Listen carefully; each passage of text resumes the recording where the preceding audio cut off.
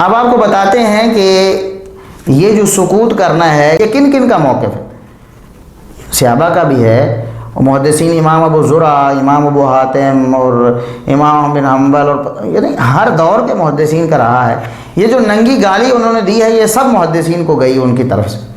یہ اپنا انجام دیکھیں کہ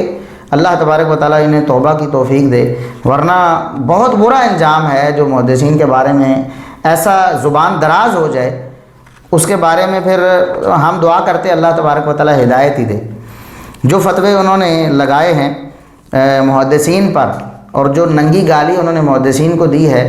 اللہ تبارک و تعالیٰ کا کرنا دیکھیں کہ خود ان کے بقول انہی پر فٹ بھی ہو گئی ان کی زندگی میں ہی، یعنی خود کئی مقامات پر وہ اس کا خود ارتکاب کر چکے ہیں،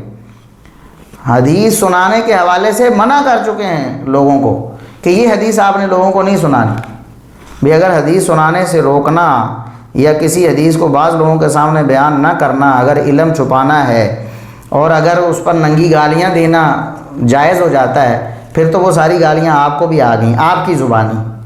ہم وہ کلپ دوبارہ چلا دیں گے جب ہم ان کا اپنا معاملہ پیش کریں گے۔ مرزا صاحب نے ایک لیکچر دیا تھا بڑے سینسیٹیو موضوع پر،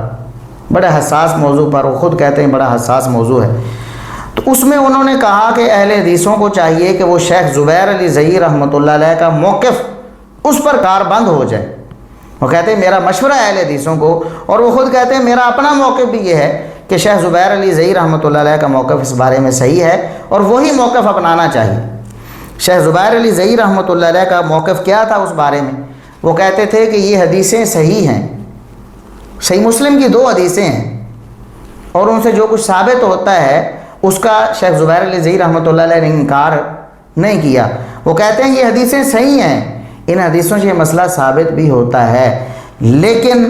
میرا موقف سکوت کا ہے۔ میں کہتا ہوں کہ خاموش رہیں، ان حدیثوں کو نہ آپ بیان کریں نہ ان حدیثوں سے نتیجہ نکالیں۔ وہ کہتے ہیں کہ ہو سکتا ہے کہ اس سے نبی کریم صلی اللہ علیہ وسلم کو تکلیف ہو،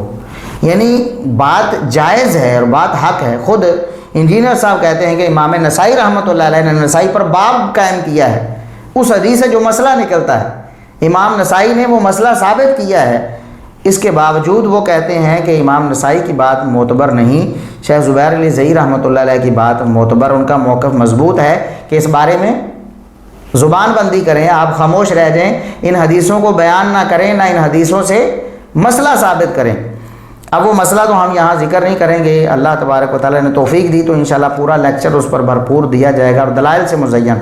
انجینئر صاحب نے جو ڈنڈیاں ماری ہیں وہ بھی انشاءاللہ بیان کی جائیں گی۔ تو بہرحال شیخ زبیر علی زئی رحمۃ اللہ علیہ کا موقف یہ تھا کہ حدیثیں صحیح ہیں، حدیثوں سے مسئلہ بھی ثابت ہوتا ہے، لیکن ہو سکتا ہے کہ کوئی بیان کرتے ہوئے الفاظ ایسے استعمال کر لے کہ اس سے نبی کریم صلی اللہ علیہ وسلم کو تکلیف پہنچے اور اس کے اعمال برباد ہو جائیں گے، اس کی آخرت برباد ہو جائے۔ حدیثیں صحیح ہیں،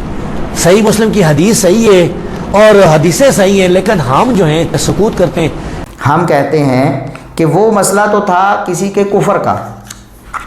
اور جس سے محدثین کرام نے کفر کا مسئلہ بھی نکالا، خود انجینئر صاحب مانتے ہیں، یعنی کسی کے کفر کا مسئلہ ہے، اور یہاں صحابہ کرام کے تو کفر کا مسئلہ ہی کوئی نہیں اہل سنت کے ہاں۔ خود انجینئر صاحب بھی کہتے ہیں کہ یہ صحابہ کافر نہیں تھے، ان کا ایمان جو ہے اجماعی اور اتفاقی ہے۔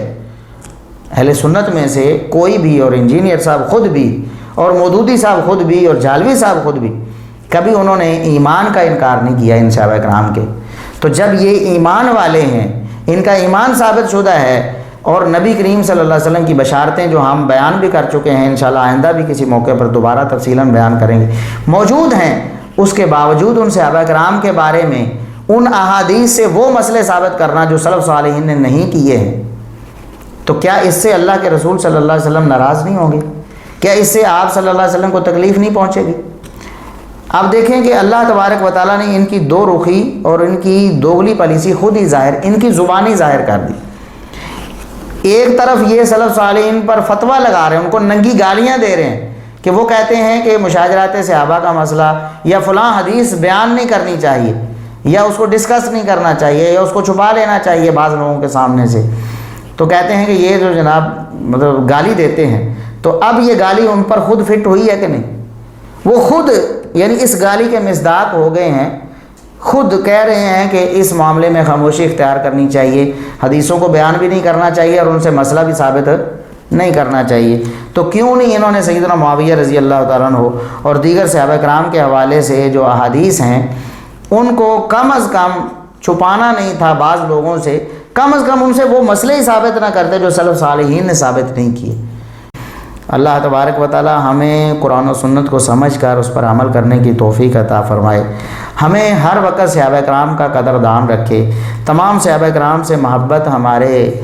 دین اور ایمان کا جزو لازم رہے۔ اللہ تبارک و تعالی ہمیں سلف صالحین سے بھی محبت کرنے کی توفیق عطا فرمائے، جن سلف صالحین کی محنت اور کوشش اور کاوش سے یہ دین ہم تک پہنچا ہے، اور جن کے فہم کو اللہ تبارک و تعالی نے قرآن میں معتبر جانا ہے، اور پھر احادیث میں جن کے بارے میں نبی کریم صلی اللہ علیہ وسلم کی بشارتیں موجود ہیں کہ یہ وہ لوگ ہیں جو خیر القرون ہیں، بہترین ہیں، ان کا فہم بھی بہتر، ان کا عمل بھی بہتر، ان کا ورع تقوی بھی بہتر۔ تو اللہ تبارک و تعالی ہمیں ان سے بھی محبت کرنے کی توفیق عطا فرمائے اور ان کے فہم کے مطابق ہی ہمیں قرآن و سنت کو سمجھنے کی توفیق عطا فرمائے۔ اقول قولی ھذا واستغفر اللہ لی ولکم ولسائر المسلمین۔